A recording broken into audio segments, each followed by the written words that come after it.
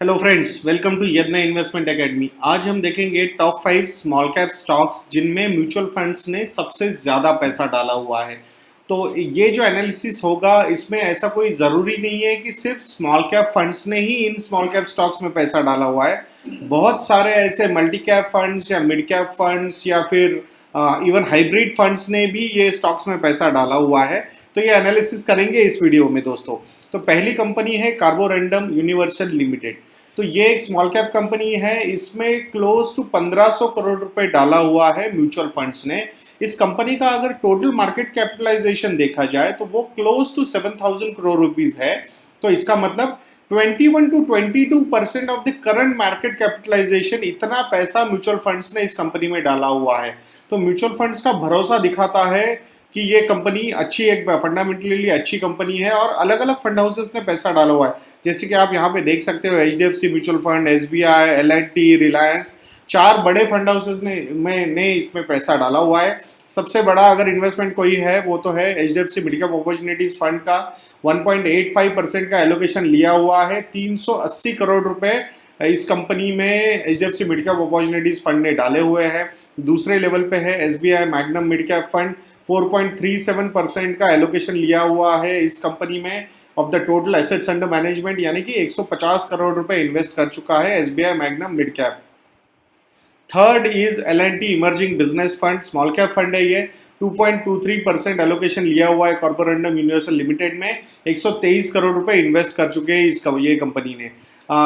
Reliance small cap, ये एक small cap fund है। 1.6% का एलोकेशन लिया हुआ है। ऑलमोस्ट 116 करोड़ रुपए इन्वेस्ट किए हुए हैं इस फंड ने इस कार्बोरंडम यूनिवर्सल लिमिटेड में। और फिफ्थ जो फंड है वो है HDFC स्मॉल कैप फंड। 1.61% का एलोकेशन है इस कंपनी में। 101 करोड़ रुपए इन्वेस्ट किए हुए हैं। तो ये 5 फंड्स है जो मेजर होल्डर्स है इस कंपनी में। अगर इस कंपनी के बारे में कुछ थोड़ा सा बताएं आपको, तो ये मुरुगप्पा ग्रुप कंपनी है, यानी कि साउथ इंडिया का बहुत ही बड़ा फेमस ग्रुप है, ये बिजनेस ग्रुप है। तो उसकी कंपनी है ये। This company deals with abrasives, industrial ceramics, electro minerals, इसमें पर्टिकुलरली ये डील करती है कंपनी। करंट पी रेशियो अगर देखा जाए तो 27 का करंट पी रेशियो है। 5 साल का नेट प्रॉफिट ग्रोथ 19% है। ये बहुत ज़्यादा नहीं है दोस्तों कंपेयर टू, क्योंकि जैसे कि आप लोगों को पता है ट्रेलिंग 5 ईयर्स का अगर मैं ग्रोथ देखता हूँ तो उसमें अगर 1-2 साल खराब होते हैं तो वो बहुत बड़ा प्रॉब्लम हो जाता है CAGR कैलकुलेशन में। यही इस कंपनी के साथ भी हुआ है। पर्टिकुलरली लास्ट 1-2 साल में एक स्लोडाउन दिखा है इस बिजनेस में। प्रमोटर का होल्डिंग जो है वो है 42.39% का। ये वर्चुअली डेट फ्री कंपनी है। हार्डली 0.08 का डेट टू इक्विटी रेशियो है। Return on capital employed is a solid number 20.44%। Return on equity 14.64%। Capital intensive business है, फिर भी अच्छा रिटर्न ऑन कैपिटल एम्प्लॉयड दिख रहा है हमें। तो this is a very positive side. So next company है दोस्तों NCC, national construction company, NCC limited.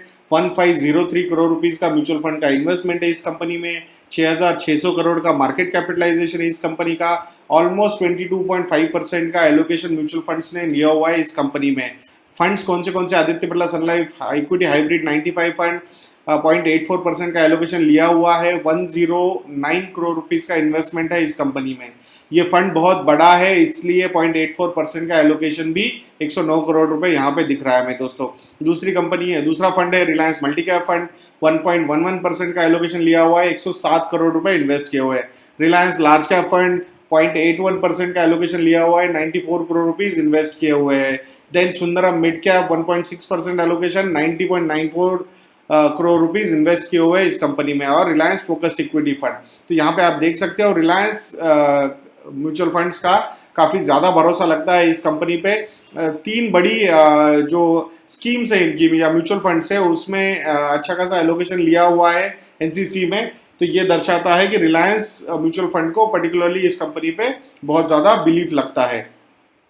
Company के बारे में अगर बात करेंगे तो it is a complete infrastructure company दोस्तों। हर एक इंफ्रास्ट्रक्चर बिजनेस में है, रोड्स, रेल से लेके सब जगह पे ये कंपनी इन्वॉल्व है। कंस्ट्रक्शन में भी है, इंडस्ट्रियल कंस्ट्रक्शन में भी है। करंट पी रेशियो इज 13.8 का है अभी। ये लास्ट जो 12 महीने थे वो बहुत ही शानदार थे इस कंपनी के लिए। नेट प्रॉफिट ग्रोथ अगर ट्रेलिंग 12 मंथ का देखेंगे तो क्लोज टू 200% का नेट प्रॉफिट ग्रोथ है इस कंपनी का, और इसीलिए ये बहुत ज़्यादा एक्वायर हुआ है ये stock in last 12 months. Return on equity is 15.86%। Promoter की होल्डिंग थोड़ी सी कम है दोस्तों, 18% है, और उसमें से भी 42% का प्रमोटर ने प्लेज किया हुआ है, यानी कि 42% ऑफ 18%, यानी कि क्लोज टू अराउंड 7 to 8% का प्लेजिंग हुआ है उसके 18% के जो प्रमोटर होल्डिंग है उसमें से। ये चीजें हमें हमेशा निगेटिव लगती है, बट यहाँ पे एक बेनिफिट ऑफ डाउट ये मिल सकता है इस कंपनी को कि ये कंपनी खुद ही इंफ्रास्ट्रक्चर बिजनेस में इन्वॉल्व है। तो हम ये जानते हैं कि बहुत बड़ा प्रॉब्लम हुआ था इन बिटवीन, इंफ्रास्ट्रक्चर कंपनीज भी फंड रेजिंग नहीं कर पा रही थी, तो वहां पे लेंडर्स को कॉन्फिडेंस देने के लिए प्रमोटर्स कभी कभी अपने शेयर्स प्लेज करते हैं। तो ये जेन्युइन रीजन हो सकता है किसी भी प्रमोटर का, और वो भी ऐसा प्रमोटर जो 18% का प्रमोटर होल्डिंग रखता है, उसमें से 42% वो प्लेज करने के लिए रेडी हुआ है। तो यहाँ पे कभी कभी ये पॉजिटिव साइन हो सकते हैं, बट हम हमेशा बोलते हैं कि अगर कोई कंपनी शेयर्स या प्रमोटर प्लेज कर रहा है और किसी और बिजनेस में पैसा डाल रहा है तो वो हमारे हिसाब से निगेटिव से साइन होता है।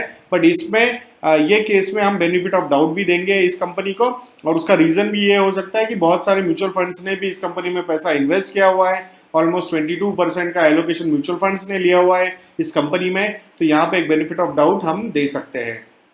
तीसरी कंपनी है दोस्तों KEC international limited. 1400 crore rupees का इन्वेस्टमेंट है म्यूचुअल फंड्स का इस कंपनी में। 7700 करोड़ रुपए का मार्केट कैपिटलाइजेशन है इस कंपनी का। ऑलमोस्ट 18 to 19% का होल्डिंग म्यूचुअल फंड्स ने होल्ड किया है। तो यहाँ पे भी आप देख सकते हो HDFC mid cap, HDFC hybrid equity और एचडीएफसी स्मॉल कैप, ये जो 3 फंड्स है इसमें अच्छा खासा एलोकेशन लिया हुआ है इस कंपनी में। ये तीनों फंड जो है वो मिस्टर चिराग सेतलवाद मैनेज करते हैं। हम जैसे आप लोगों को बताते हैं दोस्तों, हम जब हमारे म्यूचुअल फंड रिव्यूज करते हैं तो उसमें कुछ कुछ इंटरेस्टिंग फैक्ट सामने आते हैं, तो हम ऐसे प्रेजेंटेशन बना के आपके सामने ये वीडियो प्रेजेंट करते हैं। तो यहाँ पे यही दर्शाता है कि मिस्टर चिराग सेतलवाद को काफी कंफर्ट है इस कंपनी पे, इसीलिए एलोकेशंस अच्छे खासे एलोकेशंस हमें यहाँ पे दिख रहे हैं। कोटक स्टैंडर्ड मल्टी कैप भी एक बहुत ही अच्छा जाना माना मल्टी कैप फंड है। हमारा जो रिव्यू एमएफ रिव्यू बुक है mfedna.in, उसमें हमने ये सारे फंड्स को बहुत ही डिटेल तरीके से एनालाइज किया हुआ है। अगर आप लोग चाहते हो हमारे म्यूचुअल फंड रिव्यूज को एक्सेस करना तो आप हमारी वेबसाइट mfedna.in पे जाके ये सब्सक्रिप्शंस ले सकते हो। और 5वां जो फंड है वो है रिलायंस पावर एंड इंफ्रा।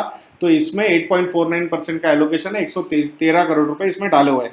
तो इंफ्रास्ट्रक्चर एक सेक्टोरल फंड है, तो डेफिनेटली वहाँ पे कुछ कुछ कॉन्सेंट्रेटेड बेट्स ले सकते हैं ये फंड्स। तो वहाँ पे उन्होंने 8.49% का एलोकेशन लिया हुआ है। ये भी यही दर्शाता है कि इस इवन रिलायंस फंड हाउस को केसी इंटरनेशनल पे थोड़ा भरोसा ज़्यादा लगता है।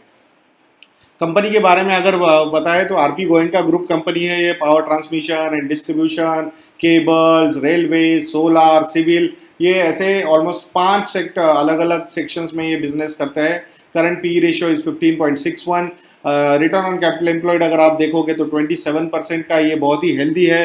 Return on equity is 25%। FY18 positive journey इनकी ज़रा स्टार्ट हुई है, उसके पहले थोड़े से निगेटिविटी चल रहा था because of pressure on infrastructure businesses. Promoter holding is 51.28%। कोई स्टेक अपना प्लेज किया नहीं है प्रमोटर ने। बहुत ही स्ट्रांग ग्रुप है आरपी गोयनका ग्रुप, तो उसकी एक काफ़ी अच्छी फ्लैगशिप कंपनी है ये। 4th is Equitas holdings limited, एक स्मॉल फाइनेंस बैंक है दोस्तों। ये मेजरली वहीं से इनका बिजनेस का रेवेन्यू आता है।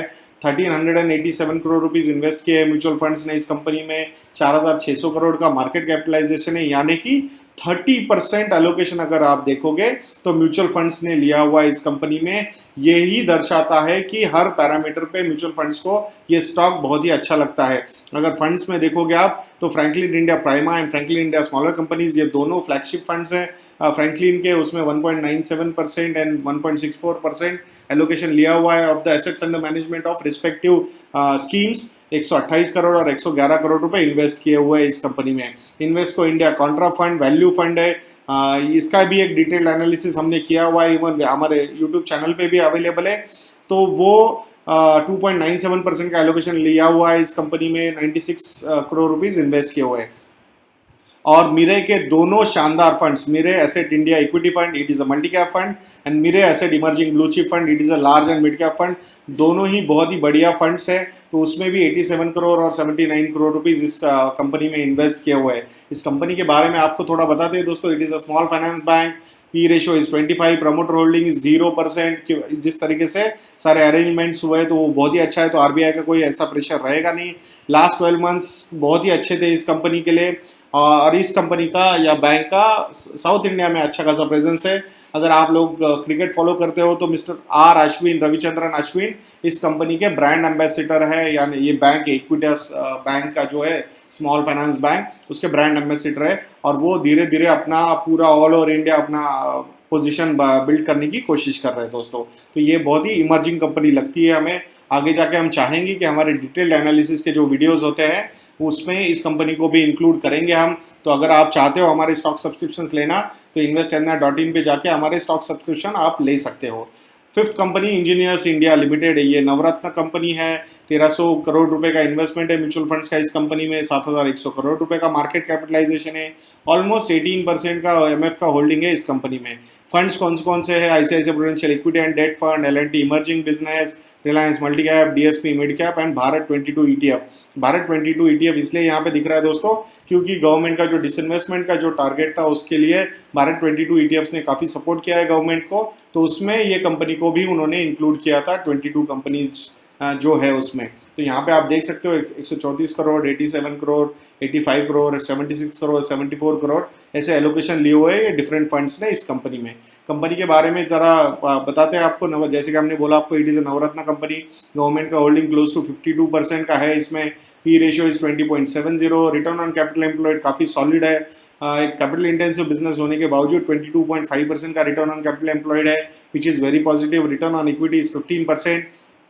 और गवर्नमेंट का स्टेक इस कंपनी में धीरे धीरे डिक्रीज होता जा रहा है because of the disinvestment target जो गवर्नमेंट ने लिए हुए हैं।